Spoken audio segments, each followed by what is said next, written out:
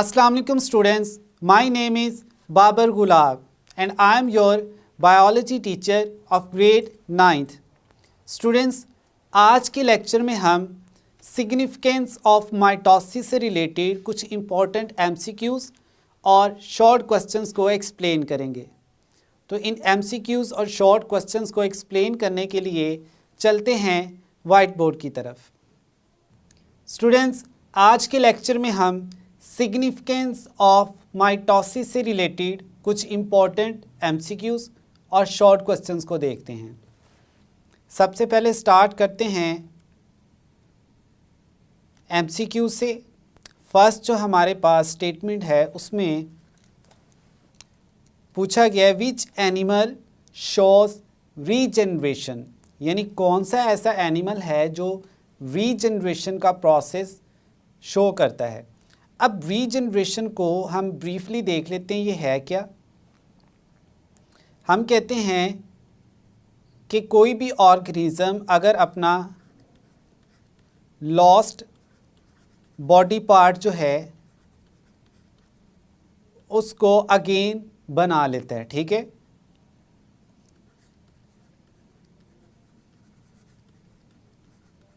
For example organism जो है उसका एक जो आर्म है वो कट गया।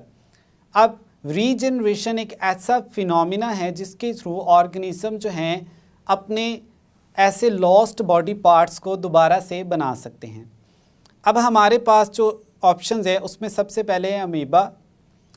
तो अमीबा जो है इसमें रीजनरेशन का प्रोसेस नहीं होता, बल्कि इसमें जो प्रोसेस होता है डिवीजन का वो है बाइनरी फिशन।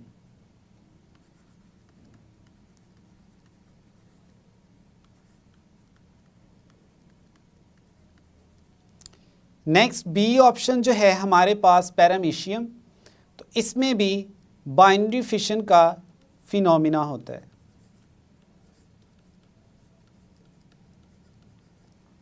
ऑप्शन सी है हमारे पास सी स्टार। तो सी स्टार जो है इसमें एबिलिटी होती है कि अपने लॉस्ट बॉडी पार्ट्स को रीजनरेशन के प्रोसेस के थ्रू दोबारा सिंथेसाइज कर सके या बना सके। तो ये हमारा ऑप्शन हो सकता है। अब डी को भी हम देख लेते हैं। डी में हमारे पास है हाइड्रा। तो हाइड्रा में जो फिनोमिना है वो है बडिंग का। तो हमारा अब जो आंसर है वो क्या है, सी स्टार।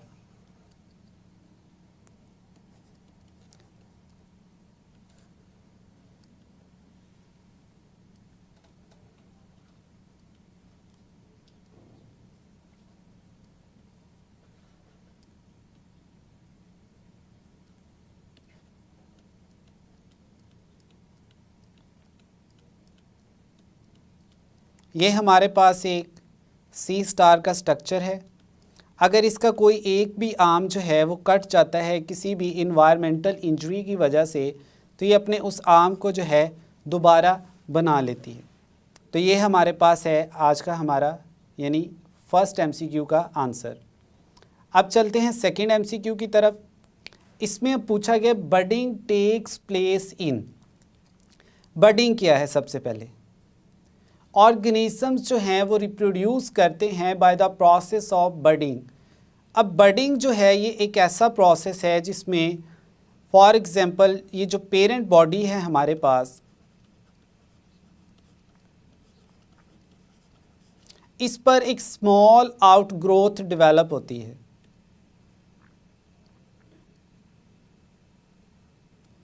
इस आउटग्रोथ को हम कहते हैं बड, यानी एक बर्ड फॉर्मेशन होती है। नेक्स्ट जो है एनिमल या पेरेंट सेल जो है इसके अंदर ये जो न्यूक्लियस है ये डिवाइड करता है और दो न्यूक्लियस बन जाते हैं और इसकी सरफेस पर यहाँ पर क्या प्रेजेंट है, बर्ड प्रेजेंट है। अब थर्ड क्या होता है, थर्ड स्टेप में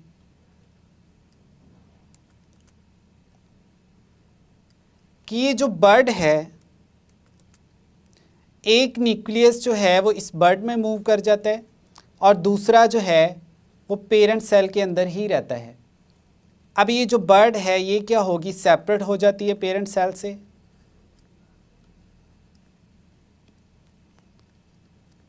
और एक नया ऑर्गेनिज्म बन जाता है। लाइक ये हमारे पास अब जो बर्ड थी वो है, और इसके अंदर क्या है, न्यूक्लियस है।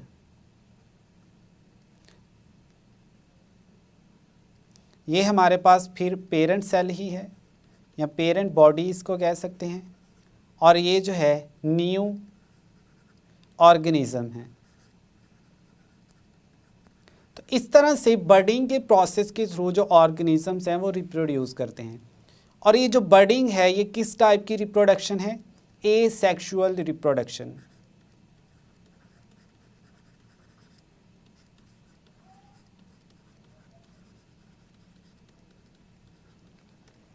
अब हमने देखना कि ये बर्डिंग का फिनोमिना जो है या रिप्रोडक्शन है किन ऑर्गेनिजम्स में होती है। सबसे पहले है हमारे पास वॉलवॉक्स। तो वॉलवॉक्स जो है इनमें बर्डिंग नहीं होती। सेकंड है हमारे पास यूग्लिना। तो यूग्लिना में भी बर्डिंग का जो फिनोमिना है वो नहीं होता।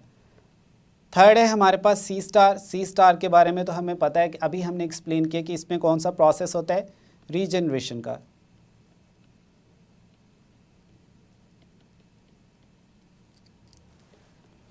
और यूग्लिना जो है इसमें क्या होती है, बाइनरी फिशन।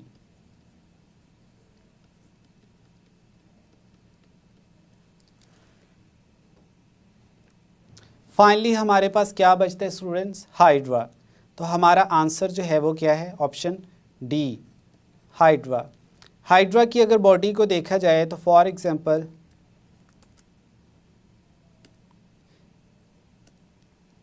ये हमारे पास पेरेंट बॉडी है,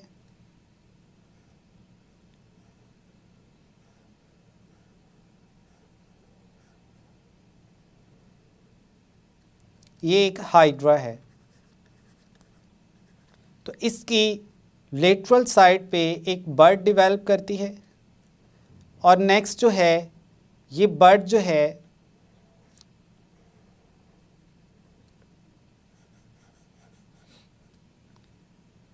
ये ग्रो करती है, और इस तरह से एक जो न्यू हाइड्रा है वो बनता है। ये हमारे पास जो है हम कहते हैं न्यू हाइड्रा है। बाद में ये जो हाइड्रा है यहाँ से डिटैच्ड हो जाता है, यानी यहाँ से अलहदा हो जाता है, और यहाँ पर एक हमारे पास नया हाइड्रा आ जाता है। ठीक है, तो हाइड्रा में जो है रिप्रोडक्शन वो बर्डिंग के प्रोसेस के थ्रू ही होती है।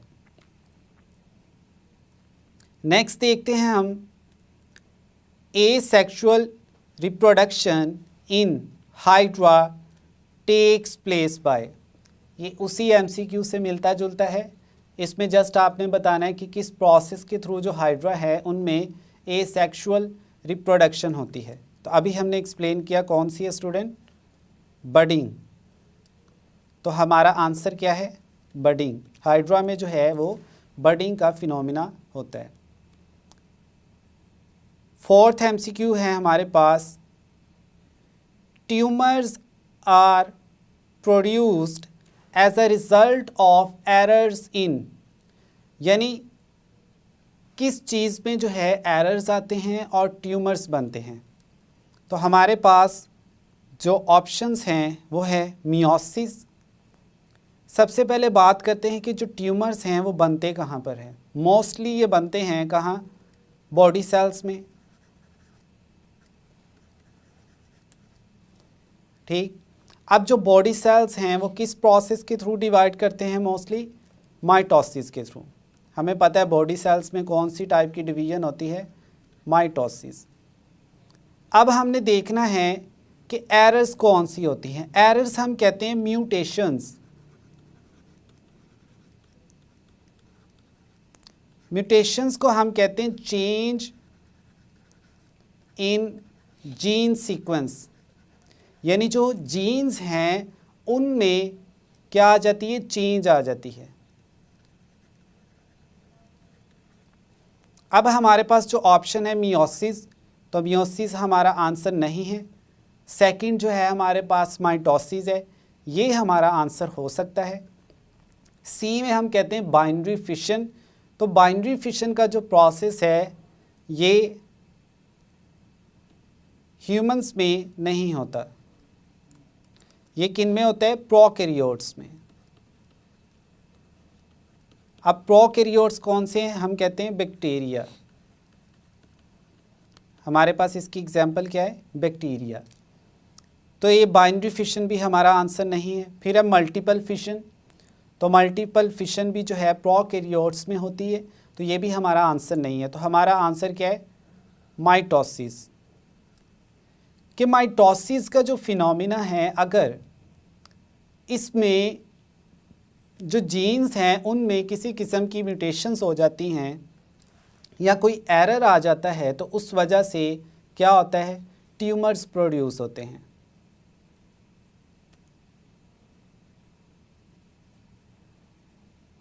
नेक्स्ट हमारे पास स्टूडेंट एमसीक्यू है, errors in the control of mitosis में कॉज।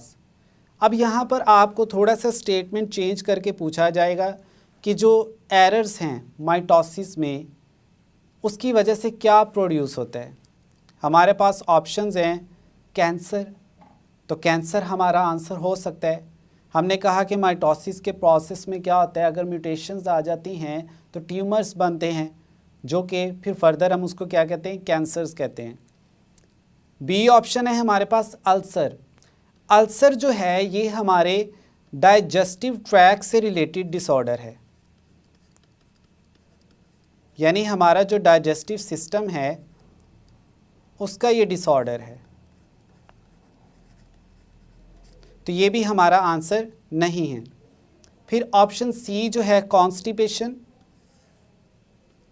तो ये भी डाइजेस्टिव सिस्टम से रिलेटेड, यानी जो हमारा जिसमें आ जाता है oral cavity, oesophagus, stomach, small intestine, large intestine until the anus, तो ये उसी का डिसऑर्डर है। ठीक है। कॉन्स्टिपेशन में हम कहते हैं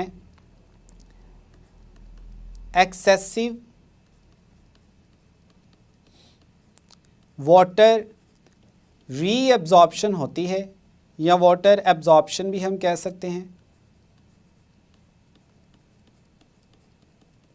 डाइजेस्टिव सिस्टम के किस पार्ट में? लार्ज इंटेस्टाइन में।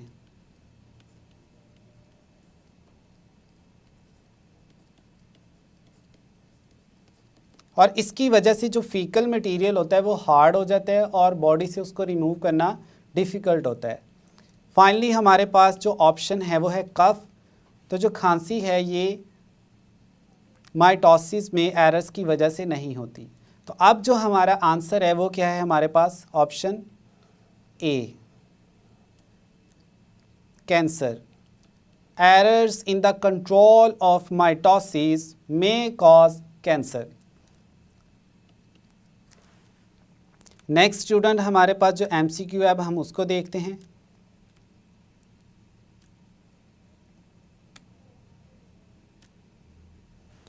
इसमें हमसे पूछा गया है the phenomena of spreading cancer is.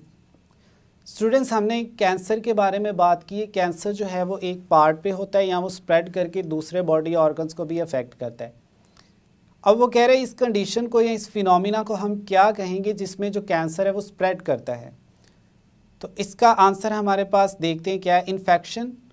Infection जो है इसमें तो हम कहते हैं कि बैक्टीरिया जो हैं या वायरसेस हैं वो हमारी बॉडी को अफेक्ट करते हैं, तो ये हमारा आंसर नहीं है।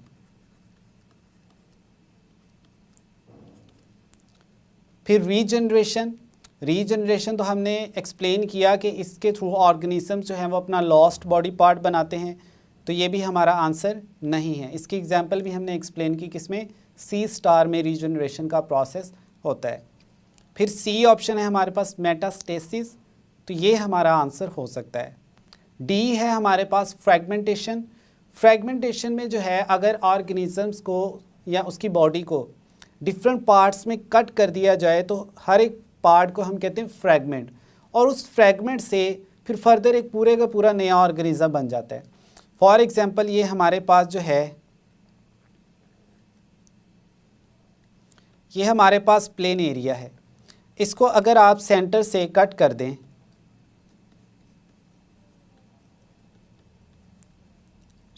तो जैसे ही आप इसको सेंटर से कट करते हो तो इसके अब 2 पार्ट्स बन गए।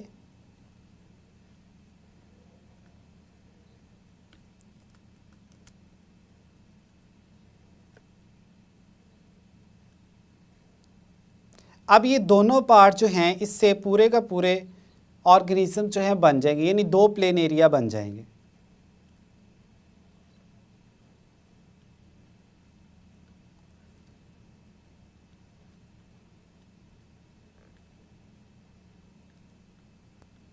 तो इस प्रोसेस को हम कहते हैं फ्रेगमेंटेशन, यानी एक ऑर्गेनिज्म है उसकी बॉडी को कट कर दिया डिफरेंट पार्ट्स में और हर पार्ट से जो है नया ऑर्गेनिज्म बन गया। तो अब हमारा जो आंसर है वो क्या होगा? हमारा आंसर है मेटास्टेसिस, यानी spreading of cancer. Next MCQ को एक्सप्लेन करते हैं। इसमें है the tumour which remain at their production site are called. Cancer में ये होता है, हमने बात की, या तो जो ट्यूमर है वो अपनी साइट पर ही रहता है, जहाँ बना है वहीं रहेगा, या वहाँ से वो स्प्रेड करता है और उस प्रोसेस को हम क्या कहते हैं? मेटास्टेसिस, और वो दूसरे ऑर्गन्स को अफेक्ट करता है। अब वो कह रहा है कि जब ट्यूमर जो है वो अपनी प्रोडक्शन साइट पर ही रहे, स्प्रेड ना करे, तो उस ट्यूमर को हम क्या कहते हैं? तो इसमें हमारे पास ऑप्शंस हैं बिनाइन ट्यूमर, मैलिग्नेंट ट्यूमर, ये दोनों जो हैं ऑप्शंस हो सकते हैं। सी जो है उसको हम कहते हैं वो तो एक कंडीशन है जिसमें कैंसरस सेल जो हैं या ट्यूमर्स जो हैं वो स्प्रेड करते हैं, तो सी हमारा ऑप्शन नहीं है। डी बी हमारा ऑप्शन नहीं है। अब ए और बी में से हमारे पास ये दोनों जो हैं ये ट्यूमर्स की टाइप्स हैं, तो इसमें हमारा जो आंसर है वो है बिनाइन ट्यूमर, यानी अगर ट्यूमर्स जो हैं वो अपनी प्रोडक्शन साइट पर ही रहें, स्प्रेड ना करें, तो उसको हम कहते हैं बिनाइन ट्यूमर्स। तो हमारा आंसर ऑप्शन ए है। अब नेक्स्ट एमसीक्यू की स्टेटमेंट है new red blood cells are formed by, यानी नए जो रेड ब्लड सेल्स हैं वो कैसे बनते हैं? क्या वो मियोसिस के थ्रू बनते हैं, बाइनरी फिशन के थ्रू बनते हैं, मल्टीपल फिशन के थ्रू बनते हैं, या माइटोसिस के थ्रू? तो मियोसिस जो है, मियोसिस में हम कहते हैं कि जो सेल्स हैं वो कौन से हैं? जो एग्जाम्पल है इसमें हमारे पास है जर्म लाइन सेल्स, और जर्म लाइन सेल्स में हमारे पास कौन कौन से हैं? Sperms and eggs. अब जो रेड ब्लड सेल है वो ना तो स्पर्म है ना एग है, बल्कि ये एक अलग सेल है। तो ऑप्शन ए हमारा आंसर नहीं है। ऑप्शन बी बाइनरी फिशन, तो ये जो है ये किन में होती है? हमने कहा ये प्रोकैरियोट्स में होती है, ये ह्यूमंस में नहीं होती, तो ये भी हमारा आंसर नहीं है। सी में अगर देखें मल्टीपल फिशन, तो ये भी ह्यूमंस में नहीं होती, ना ही रेड ब्लड सेल्स जो हैं वो इस प्रोसेस के थ्रू बनते हैं। मल्टीपल का मतलब होता है कि एक ही ऑर्गेनिज्म से multiple of new daughters organism जो हैं वो बनते हैं, इस प्रोसेस को हम कहते हैं मल्टीपल फिशन। अब फाइनली हमारे पास जो ऑप्शन बचता है वो है माइटोसिस। तो न्यू जो रेड ब्लड सेल्स हैं वो किस प्रोसेस के थ्रू बन रहे हैं? माइटोसिस के थ्रू। यहाँ तक स्टूडेंट्स हमने एक्सप्लेन किया एमसीक्यूज़ को। अब हम नेक्स्ट देखते हैं कुछ इम्पॉर्टेंट शॉर्ट क्वेश्चंस। सबसे पहले है what is importance of mitosis. Mitosis की इम्पॉर्टेंस क्या है? हम कहते हैं the importance of mitosis is the maintenance of chromosome या क्रोमोसोमल सेट। कि फॉर एग्जांपल ये हमारे पास पेरेंट ऑर्गेनिज्म है, इसमें जो क्रोमोसोम नंबर है 2n है। नेक्स्ट जो नए डॉटर सेल्स बनेंगे उनमें भी क्रोमोसोम नंबर जो है वो क्या होगा? 2n ही होगा, यानी क्रोमोसोम नंबर सेम रहता है in daughter cells as compare to the parent cells. अब यहाँ बताया each daughter cell receives chromosomes that are alike in composition and equal in number to the chromosomes of the parent cells, यानी उनका number भी same रहता है daughter cells में और उनकी कंपोजिशन भी सेम रहती है। नेक्स्ट हमारे पास जो क्वेश्चन है उसमें पूछा गया डिफाइन रीजनरेशन। तो रीजनरेशन से आई होप कि अब आप अच्छी तरह फेमिलियर हैं। हमने कहा the process in which organisms can regenerate it's lost body parts या लॉस्ट पार्ट्स थ्रू माइटोसिस। इस प्रोसेस को हम क्या कहते हैं? रीजनरेशन। एग्जाम्पल है हमारे पास इसमें सी स्टार का अगर आर्म जो है वो कट जाए तो वो उसे दोबारा से बना लेती है। थर्ड हमारे पास बहुत ही इम्पॉर्टेंट शॉर्ट क्वेश्चन है स्टूडेंट्स। इसमें जो है डिफरेंस पूछा गया है मैलिग्नेंट और बिनाइन ट्यूमर के बिटवीन। मैलिग्नेंट ट्यूमर्स वो ट्यूमर्स होते हैं जिसमें ट्यूमर्स के जो सेल्स हैं वो इन्वेड करते हैं अदर टिश्यूज़ पर, यानी दूसरे जो टिश्यूज़ हैं उनको भी अटैक करते हैं। They are called malignant tumours. जबकि दूसरी तरफ बिनाइन ट्यूमर्स में देखा जाए as long as tumours remain in their original location, जहाँ ट्यूमर बना है वो वहीं पे अभी लोकलाइज्ड है, स्प्रेड नहीं हुआ, तो उसको हम क्या कहते हैं? Benign tumour. अब इन दोनों में हम कहते हैं the cells of the malignant tumours are called cancer cells. और दूसरा है हमारे पास बिनाइन ट्यूमर में अगर देखा जाए the cells of benign tumours are not called cancer cells. अब यहाँ पर अगर आपसे एमसीक्यू के भी तौर पर पूछा जाए तो आपको पता होना चाहिए कि जो मैलिग्नेंट ट्यूमर के सेल्स हैं उन्हें हम कैंसर सेल्स कहते हैं। ठीक है, तो यहाँ तक स्टूडेंट्स हमने बात की सिग्निफिकेंस ऑफ माइटोसिस की। यहाँ पर हमारा आज का जो लेक्चर था वो कंप्लीट हुआ। स्टूडेंट्स, आज के लेक्चर में हमने सिग्निफिकेंस ऑफ माइटोसिस से रिलेटेड इम्पॉर्टेंट एमसीक्यूज़ और शॉर्ट क्वेश्चंस को एक्सप्लेन किया। इन एमसीक्यूज़ और शॉर्ट क्वेश्चंस को आपने अच्छे से याद करना है और कंसेप्चुअली भी इनको रिवाइज करना है। मिलते हैं नेक्स्ट लेक्चर में। अल्लाह हाफिज़।